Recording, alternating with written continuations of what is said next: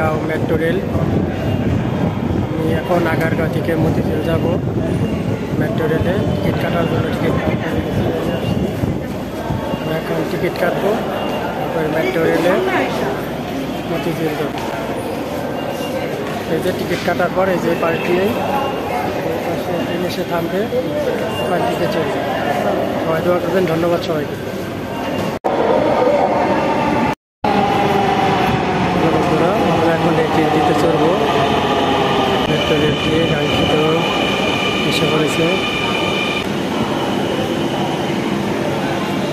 এখন গেটটি খুলে যাবে, গেটটি খুললে আমরা ট্রেনে প্রবেশ করব। আমরা ট্রেনে প্রবেশ করছি। আমরা ফোন দিয়া পরে আসছি। আমি